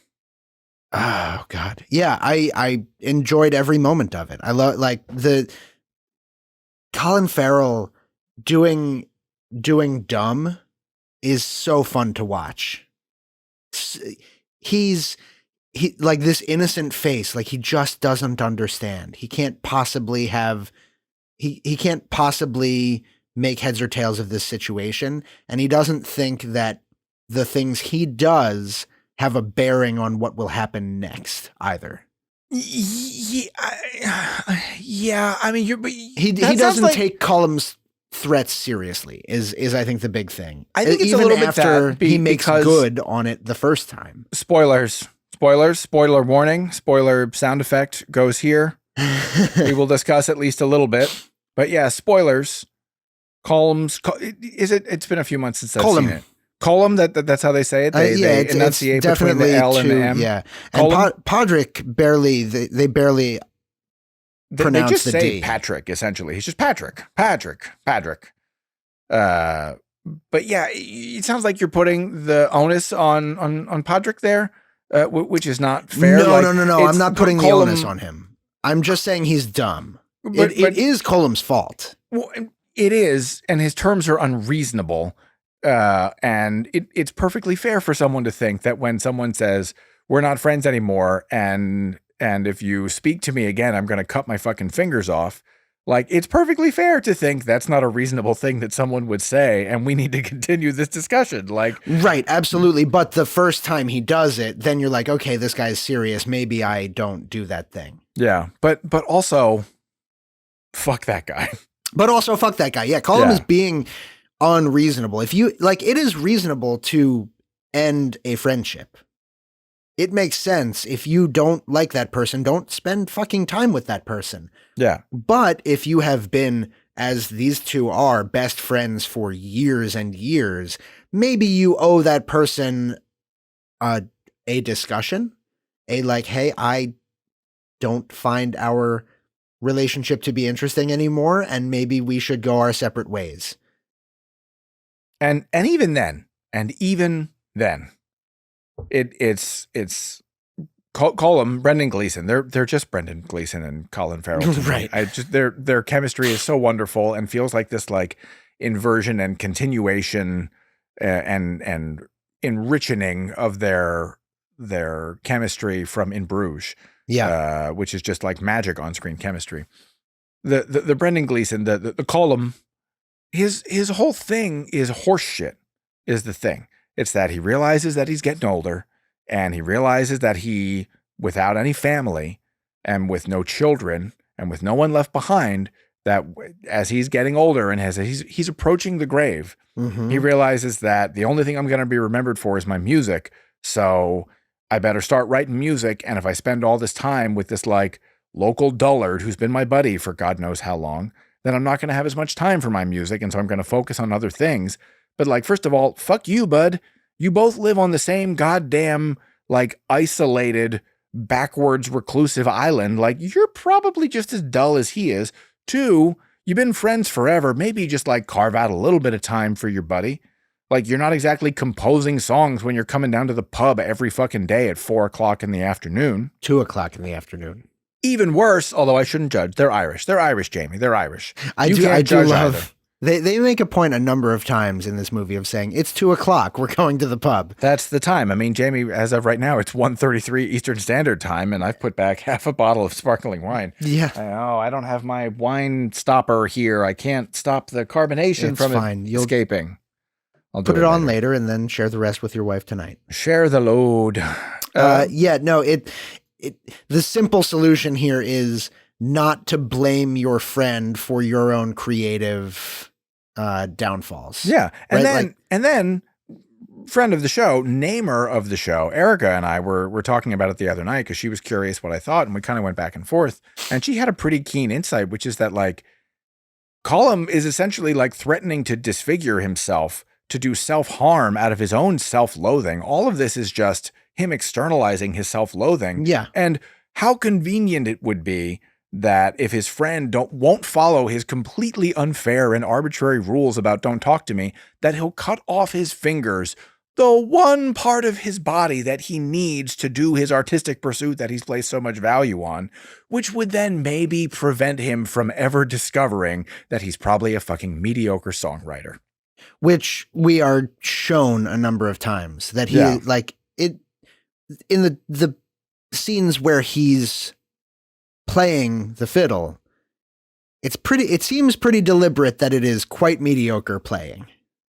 And then the poor miniature donkey. But Jenny the donkey, one of 3 prominently featured donkeys in 2022 movies that are perhaps doomed from the get-go. What other donkeys? Well, in an upcoming episode, we'll be discussing Triangle of Sadness. Oh, right. And also in EO, which I did not see. EO's extraordinary, but the donkey in EO, he's got a rough road is all we want to say there. Okie dokie. Yeah. Onky donkey. Onky donkey. So yeah, then in the background of this movie, we've got a civil war going on the mainland. Mm-hmm. And they like casually mention it a couple of times, and they can like hear the gunfire from across the sound or whatever. And it's reflected in the relationship between these guys. Yeah. I guess it's saying, right, that civil war is silly and essentially gets started over nothing. Yeah. but like externalized whatever, and then gets escalated by an inciting incident, and then suddenly it's a fucking years-long war. Yeah. I mean, this is a movie that has more to say about actual warfare, and in particular, like a conflict not unlike World War I, than something like All Quiet on the Western Front has to say. Yeah, it's about conflict. It's about hubris. It's about hypocrisy. It's about pride and not being afraid to back down. And it does all of that, and all of that like heaviness and the fucking devastation. Like, oh my God. I had a great time watching the movie, and it was closing in on the end. And I'm always like, as I'm watching something, just like in the back of my brain, just like, I hate to admit this, but like thinking about what my Letterboxd score is going to be. Like, where's the number? Are we at 4 stars? Are we only at 3.5? Are we moving up to 4.5? And so in the back of my brain, I was assessing, and I was like, yeah, this is good. This is a very good movie. It's pretty good. It's fine. I'm enjoying it. And then it ended, and the credits rolled, and I don't remember walking back to the car. And I had a few errands to do after I saw that matinee, and I had to go over to my mom's and do a bunch of shit. And I just drove around aimlessly, and it was just like I was on autopilot, and the whole weight of the thing just landed on me and devastated me. Yep. But for all that weight, it's also very funny. Like Farrell is hysterical in it. Barry Keoghan, or perhaps Keoghan. I don't know. I think it's a Welsh name. I think Keegan. I think Keegan. Keegan. Let's find out. Truthfully, when it's a non-white person, I always find out how to pronounce their names ahead of time. But this guy's from the British Isles, so like, whatever, Barry, it's fine. Barry on the wiki, Keoghan. Oh, he's Irish. He's not Welsh. But yeah, Farrell, hysterical. Barry Keoghan, incredibly funny and sweet and good-natured performance. I loved when Padraig had when was it that Barry had enough of Colin's shit? What was it that Colin did that Barry was like, you're kind of not good, and I don't want to hang out with you anymore? Well, spoilers, audience. Spoilers. You've been warned. Fast forward, I don't know, 60 seconds. But it's when Padraig admits that he told one of the other guys that Colum is performing with at the pub, who's like fiddling with, he heard a message that dude's mother on the mainland was in the hospital or something, and he had to rush back. And he tells this guy. He tells this to Dominic, who is then all of a sudden is incensed. He's like, oh, that's a horrible, shitty thing to do to a person. You're a bad guy too. He even gets called out by the dim one, and then he gets even more sad. Yeah. Oh, yeah. It's real good. It's lovely. It's simple. It's a real return to form for McDonough, who probably shouldn't make movies set in America again, because he does not have an intuitive sense of like, America or its culture. And it just, his last movie did not sit well with me. But yeah, it got me back on the Martin McDonough bandwagon, and I'm super excited for more people to check it out. And if only Fox Searchlight with their Walt Disney Company parent corp had actually like bothered to like try to really give the thing a push in theaters instead of just like releasing it and then 3 weeks later giving up and dumping it on HBO. I'm moving right past that to ask you a question about us. Oh, you and me. Uh-huh. Here it comes. Here it comes. Jamie is airing our dirty laundry here on the show. While watching this movie, did you think about our early 20s meltdown Civil War situation and our own relationship? The great sundering. The great schism. The schism. But yes, also, if you want to fucking reopen that wound, then yes, Jamie, it does remind me of that time when y'all just decided we weren't friends anymore. And I did nothing wrong to provoke it.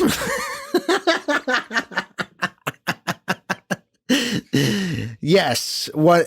I was absolutely the only one in the wrong. I was blameless. You did nothing. You were an innocent. I would just like to take a portion of this recording back in time, about 16 years.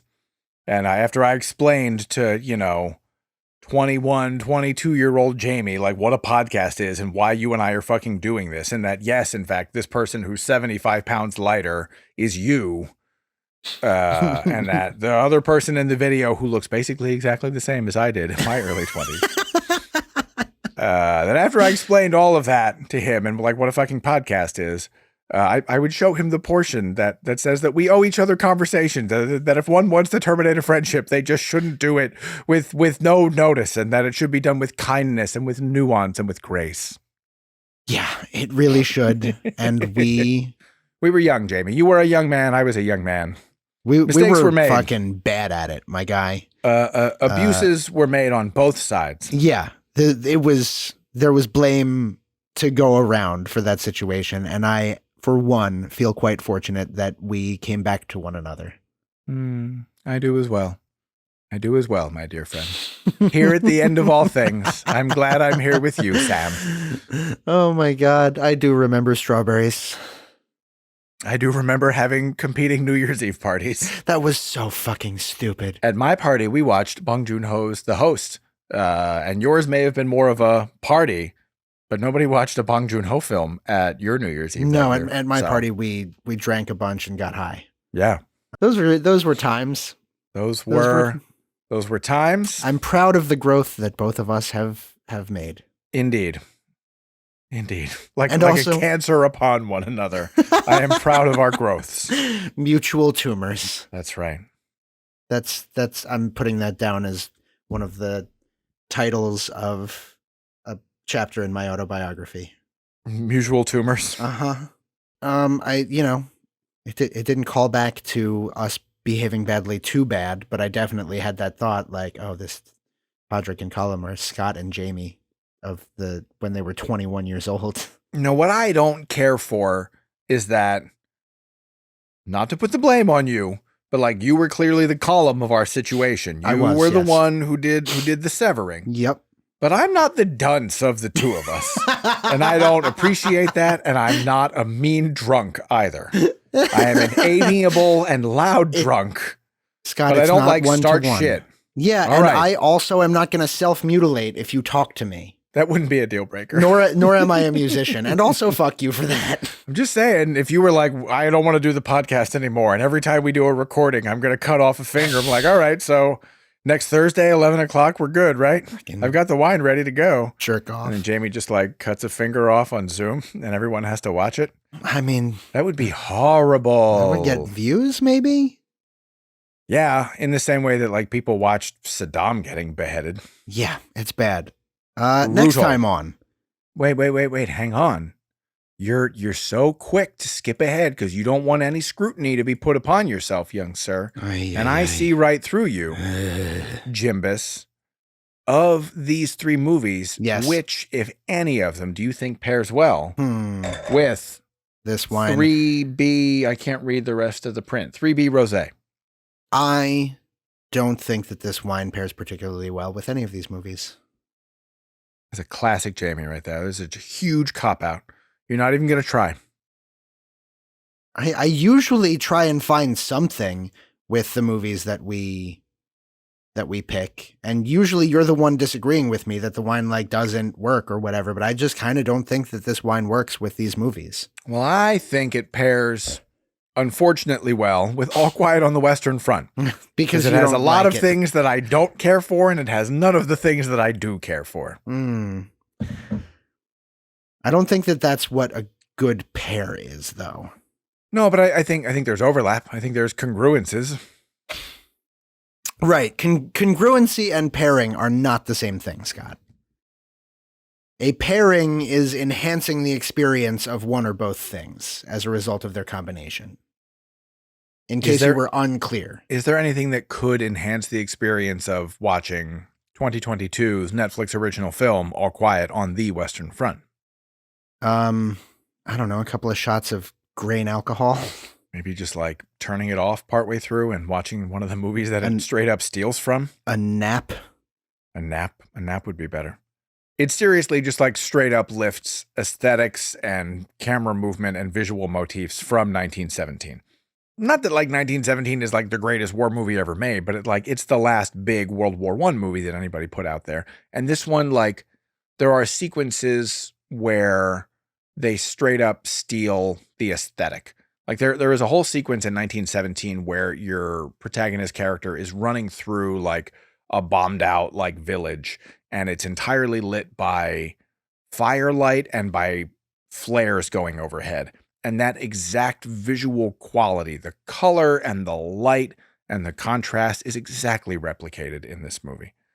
Even some of the elaborate one-ers, like you cannot help but compare them to 1917, except that they lack the impeccable fluidity and the beautiful staging that Roger Deakins brought to that film. Like it makes you mad. It's not just that it doesn't do anything that resonates with me, but that it also steals from other better movies. And like you can steal and you can homage and you can riff. I was going to say, stealing isn't necessarily a sin, but if it's bad, then it's a problem. Well, but like it's stealing if you're not adding anything new. You can you can borrow from another movie and then add something on top of it. Or you can borrow, and in the context of your film, you're using that imagery and the evocation of it to say something new.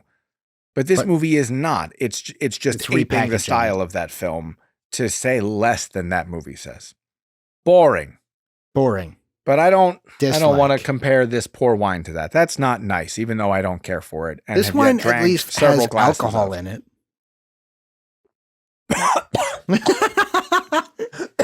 Oh boy. Scott, you're supposed to swallow it, not breathe it. It does have alcohol. Swallow, I just inhaled not some. Scott's got wine on the lung now. Whew. All right, Jamie. Next time. Oh, I need a minute. Oh boy. Hooey. Wine lung is terrible. Yeah, it's not good. It's bringing me up like half an octave. I've got like a Jerry Seinfeld thing going on. You always have a Jerry Seinfeld thing going on. What's the deal with 11.5% 3B Rosé? Whew. I don't always have a Jerry Seinfeld thing going on. You go to hell and die for that. Scott, you have a Jerry Seinfeld energy about you. Wow. I'm sorry. The wild gesticulations and complaining about really specific things, and your voice gets high. You do a Seinfeld thing. I am a terrible actor as well. Well, anyway, Jamie, I did not care for this wine.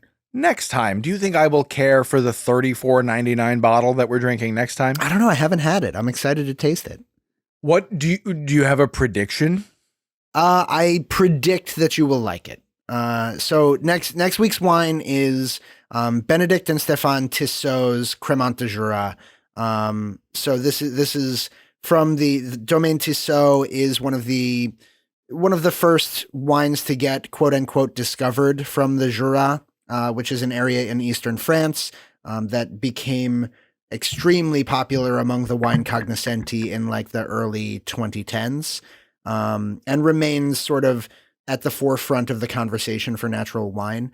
And Tissot's wines run the gamut from oxidative sort of sous-voile type wines. Sous-voile means under floor, which is the same thing that happens in sherry, which Scotty would absolutely love and adore, as we have noted that he loves sherry. So the floor, it's got floor. Okay. Not the wine that we're having next week. Okay. The wine that we're having next week is their Crémant de Jura that's made in a reductive style. So no oxidation, no floor. It is a traditional method sparkling wine from Chardonnay, Pinot Noir, and Sauvignon. Pinot Noir. Pinot Noir. Got to bring it back. Their non-oxidative wines for me have tended to be the ones that I go for. I very much enjoy the style. They tend to be a little bit fruit driven. They tend to have a ton of mineral content and a lot of acidity, and they tend to be the types of natural wines that I like, which are natural in process, but not necessarily in, flavor presentation. They're not volatile and Brettanomyces out and gross. Chunkus? Is there going to be chunkus? No chunkus, my friend. No chunkus. You know my disdain for chunkus. I do. I do. Excellent. Even though you very much enjoyed that Kashike Maravilla pet nat. Except for all the shit that I had to spit out. But you liked the wine. It was like the alcoholic equivalent of like hand rolling your own cigarette. Like eventually you get some shit in your mouth. I loved rolling my own cigarettes. Yeah, I know. But that was partly because of the image that it gave me of myself. You said it, my friend, better than I could have. It was part of your performative pretension. You loved it. I really did. Well, I do miss smoking cigarettes a lot. I miss it desperately. So that's the wine.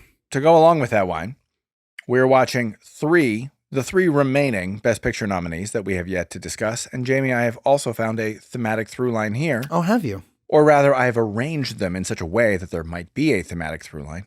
And these are 3 movies that, to varying extents, deal with class strata. So we'll be talking about Ruben Östlund's Triangle of Sadness, Baz Luhrmann's Elvis, and Sarah Polley's Women Talking. Elvis you can watch on the HBOMax. Or not. Or not, but you should if you want to play along with this recording. And as I have said, maybe they'll like it. Maybe people will like it. A lot of people like this movie. Sure. I happen to not be one of them. Triangle of Sadness, as of this recording, is available on the VOD. And Women Talking, also as of this recording, is only in theaters. I highly recommend that you check out that last one. Bit of a content warning for the film and for the next episode. Women Talking centers on a group of women in a Mennonite community who decide what they're going to do after a revelation that they have all been systematically raped by the men in power in their community. So that discussion will get particularly heavy, as does the movie. But I think it's extraordinary, and I highly recommend everyone see it, with that big old caveat on there if you are sensitive to those types of discussions. Nothing violent is depicted, but it is discussed in full. I'm excited. I've watched Triangle of Sadness as of this recording. I've watched Elvis as of this recording. I have not watched Women Talking, and I'm looking forward to it. It's extraordinary. It was one of my top 5 movies of last year. I adored that film. Cool. So I'm going to find ways to hate it so that we can yell at each other about it. Well, welcome to being wrong, Jamie. Oh, wait, you've already been here. I'm very comfortable here. I've got a sofa and everything in Wrong Town. I've got friends. I've got community here. It's fine. You've got roots. Let's move it along. Put down deep roots in Wrong Town. Thank you, everyone out there, for joining us. Thank you. Please follow us on the socials at Bigger Bottle Pod. Email us should you have any comments, questions, concerns, or international reviews you'd like us to read on air at biggerbottlepod@gmail.com. And make sure you rate, review, and follow the show wherever you get your podcasts. This episode was produced and edited by Scott Hudson. That's me. Our social media presence is thanks to Jamie Harrison Rubin. That's me. Him right over there. Our art is by Ross Connard. Thank you so much, Ross. And also thanks to Rebecca McCracken for helping out with project management and operations. Remember, everyone, drink more wine, watch more movies. It's good for you. We promise. Ba-ba-bum-bum-bum.